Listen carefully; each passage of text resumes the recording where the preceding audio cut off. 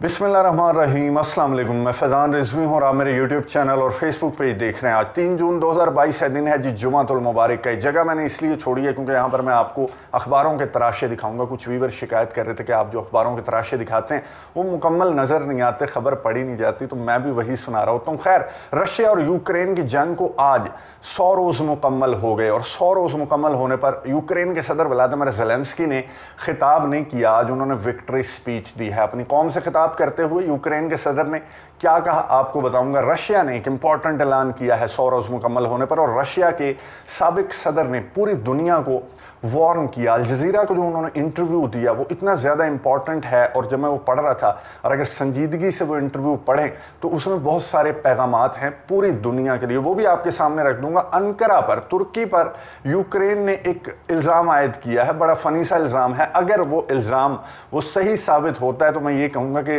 Tayyab Erdogan क्या कर रहे हैं। बेलारूस ने अमेरिका को एक ऑफ़र की है, इमदाद की ऑफ़र की है अमेरिका को। बेलारूस ने अमेरिका को क्यों ऑफ़र की वो भी आपके सामने डिटेल रख दूंगा। उससे कबल रीसेंट अपडेट्स पर नजर डाल लेते हैं। थोड़ी सी वीडियो लंबी होगी क्योंकि खबरें बहुत ज्यादा हैं और आज 100वां रोज है, तो थोड़ा सा उसको डिस्कस भी करेंगे कि अब तक रशिया ने क्या खोया क्या पाया, यूक्रेन ने क्या खोया क्या पाया। इंपॉर्टेंट अपडेट्स पर नजर डाल लेते हैं कि आपको मैप नजर आ रहा होगा।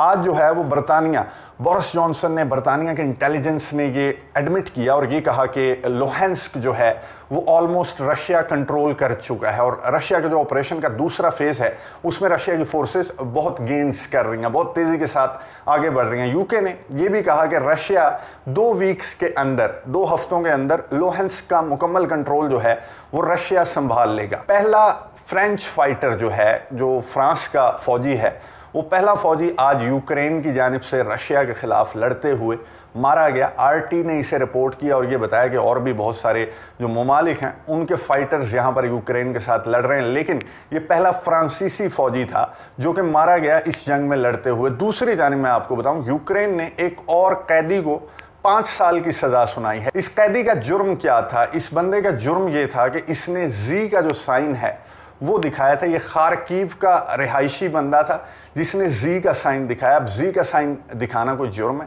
मैं आपको बताऊं कि जी का साइन, ये आपको नज़र आ रहा होगा, जो टैंक है ये रूसी टैंक है। रूसी जो फौजी हैं वो जी का साइन जो है एक विक्ट्री साइन के तौर पर वो इस्तेमाल कर रहे हैं, एक जंग के साइन के तौर पर इस्तेमाल कर रहे हैं। तो ये पहला बंदा नहीं है, ये तो यूक्रेन का बंदा था। रशिया के जो एथलीट्स हैं उन पर पाबंदियाँ लग चुकी हैं क्योंकि उन्होंने जी वाली शर्ट जो है वो पहन ली थी मुकाबलों के दौरान, तो उन पर पाबंदियां आयद कर दी गई। तो एक खारकीव का जो बंदा था इसने जी का साइन कहीं पर दिखा दिया था, यानी कि रशिया की विक्ट्री का साइन खारकीव के रिहायशी यूक्रेनी ने। तो ये साबित होता है इस बात से कि यूक्रेन के जो लोग हैं, जो ईस्टर्न यूक्रेन के लोग हैं, डॉनबास के, खारकीव के, खरसोन के, ज़िपोरेजिया के, मरियोपोल के, उनमें ज़्यादातर जो हैं वो एथनिक रूसी हैं और वो रूसी फौजियों को वेलकम करते हैं। वो वीडियोस मैं आपको दिखा चुका हूँ, वो वेस्टर्न मीडिया और यूरोपियन मीडिया आपको नहीं दिखाएगा। तो इस बंदे का एक कसूर था जिस पर इसे 5 साल की सज़ा सुना दी गई। वो जो वीट और कॉर्न और सनफ्लावर ऑयल का मामला है उस पर मैं आपको बता दूं कि एक तो यूएन ने ये कहा है व्लादिमीर पुतिन से बात करके कि अभी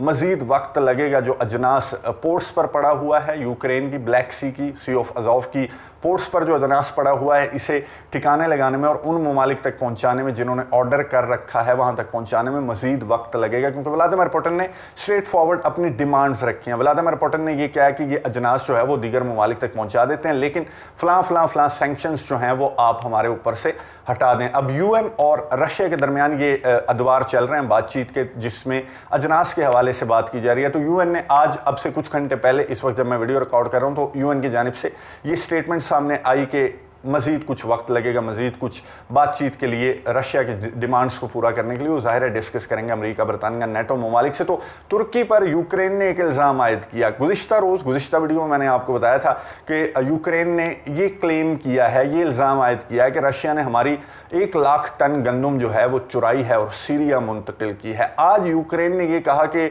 वो जो चोरी वाली गंदम है वो तुर्की ने भी खरीदी है। और यूक्रेन की जानिब से इस इल्ज़ाम के बाद अब काफ़ी घंटे गुजर चुके हैं, लेकिन अंकारा ने इसे डिनाई नहीं किया। अब तक रजब तैयब एर्दोगान की स्टेटमेंट सामने नहीं आई। रजब तैयब एर्दोगान, मैं आपको बता दूं कि सालिसी का किरदार अदा कर रहे हैं, ना सिर्फ रूस और यूक्रेन के दरमियान जंग रोकने में, बल्कि जो वीट का मामला है, जो अजनास का मामला है, इसको दीगर ममालिक तक मुंतकिल करने में भी रजब तैयब एर्दोगान व्लादिमीर पुतिन के साथ बात कर चुके हैं। और ये इस तरह का इल्ज़ाम लगाए जाना, उस पर मेरे ख्याल में चंद मिनट बाद ही रजब तैयब एर्दोगान का गुस्से भरा मैसेज आ जाना चाहिए था कि आप ये कैसी बातें कर रहे हैं, मैं तो सालिसी का किरदार अदा कर रहा हूं। लेकिन अभी तक यूक्रेन के इल्ज़ाम पर अंकारा का रद्द-ए-अमल सामने नहीं आया। जो ही आता है तो मैं आपके साथ शेयर कर लूंगा। बेलारूस ने बड़ी बेइज्जती की है अमेरिका की। बेलारूस ने क्या कहा अमेरिका को? बेलारूस ने कहा कि जो बेबी फार्मूला है ये आप हमारे से ले सकते हैं, चाहे आप इसके हमें पैसे दें या ना दें, इमदाद के तौर पर ले लें। बेलारूस पर पाबंदियां आयद की। अब से 24 घंटों पहले की भी मैं बात बताऊं आपको, तो बेलारूस पर मजीद पाबंदियां अमेरिका ने आयद की हैं, नेटो ममालिक ने आयद की हैं, यूरोपियन कंट्रीज़ ने आयद की हैं, क्योंकि बेलारूस वो वाहिद मुल्क है जो कि रशिया का प्रॉपर साथ देना जिसे कहते हैं, तो वो प्रॉपर रशिया का साथ दे रहा है। यानी कि जितनी भी जो रेजोल्यूशंस पेश की गई आज तक यूएन में या यूएन सिक्योरिटी काउंसिल के अंदर, तो बेलारूस वो मुल्क था जिसने रशिया के हक में वोट दिया, अब्सटेन नहीं किया, रशिया के हक में वोट दिया, यूक्रेन के खिलाफ वोट दिया। तो 24 घंटों कबल भी अमेरिका ने, जो बाइडन ने बेलारूस पर मजीद पाबंदियां आयद करने का ऐलान किया, तो बेलारूस ने जो है वो बेबी फार्मूला जो ऑफर किया है, बेबी फार्मूला मैं आपको बता दूं यूएस में बहुत ज़्यादा शॉर्टेज है इसकी। यूएस में अगर आप खबरें उठाकर देखें, वाइट हाउस की ब्रीफिंग सुन लें, अमेरिका के सदर की गुफ्तगू सुन लें, अमरीकियों से बात कर लें, इंटरनेशनल मीडिया उठाकर, वेस्टर्न मीडिया उठाकर देखें, तो ये सुर्खियों में है। बेबी फार्मूला है, जो बेबी फूड होता है, जो पाउडर होता है, जो मिल्क होता है, ये बहुत ज़्यादा शॉर्ट है अमेरिका के अंदर, 74% शॉर्ट है। और अमेरिकी जो हैं वो ऑल्टरनेट ढूंढने की कोशिश कर रहे हैं। तो इस मौके पर बेलारूस के सदर ने ऑफर किया कि हमारे पास बहुत सा बेबी फार्मूला है और वो हम आपको एज इमदाद भी दे सकते हैं। अमेरिका की जानिब से इसका कोई रद्द-ए-अमल सामने नहीं आया। अब ये तंजिया बयान नहीं था, बल्कि बेलारूस के सरबराह ने एक्चुअली ऑफर किया अमेरिका को। और इसमें जाहिर है तंज का फैक्टर, आप ना चाहते हुए भी इस ऑफर में आपको तंज का फैक्टर दिखाई देगा। नेटो के जो चीफ हैं स्टोल्टनबर्ग, उन्होंने मुलाकात की अमेरिका के सदर जो बाइडन से व्हाइट हाउस में। वो अमेरिका के सदर ने उन्हें मदऊ किया था कि आओ ज़रा गपशप करते हैं कि आने वाले दिनों में हमें जो नेटो है, नेटो का जो अलायंस है, उसे प्रिपेयर करना है, ईस्टर्न फ्लैंक को स्पेशली जो है वो प्रिपेयर रखना है। फिर नेटो के चीफ से फिनलैंड और स्वीडन की जो बिड्स हैं उन पर भी बात हुई। और इस मौके पर स्टोल्टनबर्ग ने भी और जो बाइडन ने भी और स्टेट डिपार्टमेंट के तर्जमान ने भी ये बात रिपीट की, इस बात को दोहराया कि जो असलहा, जो लीथल वेपन हम प्रोवाइड कर रहे हैं यूक्रेन को, वो यूक्रेन से हमने अहद लिया है, यूक्रेन ने हमें यकीन दहानी करवाई है, हमने वो असलहा यूक्रेन को रशिया को टारगेट करने के लिए हमने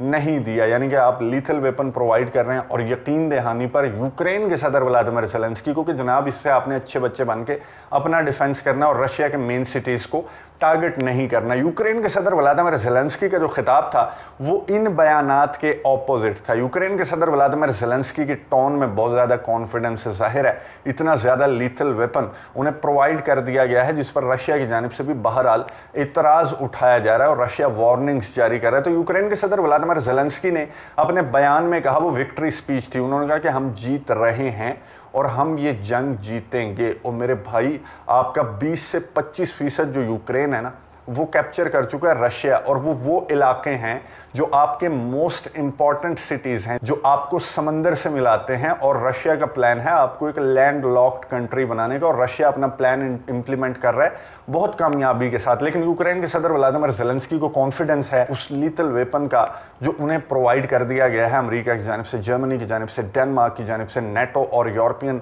कंट्रीज़ की जानिब से। यूक्रेन के सदर व्लादिमीर ज़ेलेंस्की ने कहा अपने खिताब में, अपनी स्पीच में, जो कौम से वो 100 दिन पूरे होने पर कर रहे थे, कि हम जीत रहे हैं, हम बहुत अच्छा रेजिस्ट कर रहे हैं और हम करते रहेंगे। और जो इलाके रशिया ने हमारे कैप्चर किए हैं, कंट्रोल किए हैं, वो भी हम रशिया से वापस लेंगे। ब्लैक सी और सी ऑफ अज़ोव की जो पोर्ट्स हैं वो भी हम वापस लेंगे। तो आपने फिक्र नहीं करनी। यूक्रेन के सदर व्लादिमीर ज़ेलेंस्की ने अपनी कौम का हौसला बढ़ाते हुए अपने खिताब में ये बातें की। दूसरी जानिब रशिया की जानिब से कहा गया, रशिया से पूछा गया कि अब 100 रोज़ मुकम्मल हो गए, आपके आगे क्या प्लान है? तो रशिया ने कहा कि 100 रोज़ हों या 150 रोज़ हों या 200 रोज़ हों, हम अपने टारगेट को अचीव करेंगे, यानी कि जो हमारा ऑपरेशन है उसे हमने मुकम्मल करना है। तो पूछा गया कि आपका ऑपरेशन जो टारगेट है वो एक्चुअली है क्या। तो आगे से जवाब दिया रशिया के मॉस्को की जो तर्जमान है, फॉरेन ऑफिस की जो तर्जमान है, उन्होंने ये कहा कि हमारा एक target, one of our targets is Donbas region की आज़ादी। उन्होंने कहा हमारे टारगेट का एक हिस्सा जो है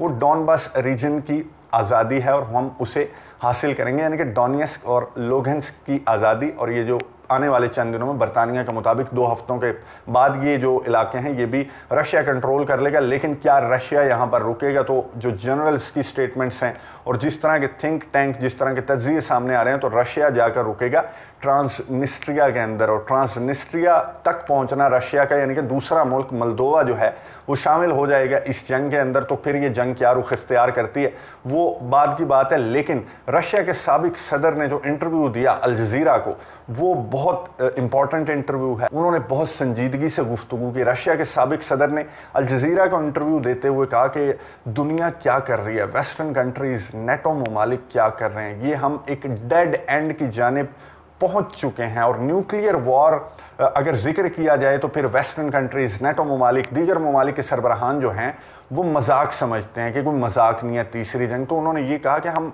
एक डेड एंड पर पहुंच चुके हैं। और तीसरी जंग अज़ीम की जो मैं बात कर रहा हूँ, मैं ये चाहता नहीं हूँ कि तीसरी जंग अज़ीम हो। ये कोई मजाक नहीं है, कोई मूवी नहीं है, ये कोई एक्शन मूवी नहीं है। लेकिन इस वक्त उन्होंने कहा जो हकीकत है और जो मुझे नज़र आ रहा है वो यही नज़र आ रहा है कि रशिया को इस डेड एंड पर ले जाने की कोशिश की जा रही है। और रशिया और यूक्रेन के तनाज़े को वेस्टर्न कंट्रीज़, नेटो ममालिक, यूरोपियन कंट्रीज़ उस जगह पर धकेल रहे हैं कि हम एक डेड एंड पर पहुंच जाएंगे और वहां पर सिर्फ एक ही सोल्यूशन होगा कि न्यूक्लियर जंग स्टार्ट हो जाए। और न्यूक्लियर जंग अगर स्टार्ट हो गई तो ह्यूमैनिटी के लिए नुकसान होगा, पूरी दुनिया के लिए नुकसान होगा और दुनिया जो है वो तबाह बर्बाद हो जाएगी। रशिया के साबिक सदर ने अपने इंटरव्यू में बहुत ज़्यादा संजीदगी के साथ ये बातें की और ये कहा कि तमाम ममालिक को ना कि फ्यूल ऐड करने के बल्कि बातचीत की टेबल पर लाकर इस मामले को हल करने की ज़रूरत है, जो आगे बहुत ज़्यादा नुकसान उन्होंने का मुझे नज़र आ रहा है इस जंग में, इस तनाज़े के अंदर। और वो अभी भी, मैं आपको बता दूं, जो रशिया के साबिक सदर हैं वो अभी भी सिक्योरिटी के इदारों के अंदर एक अच्छी पोजीशन पर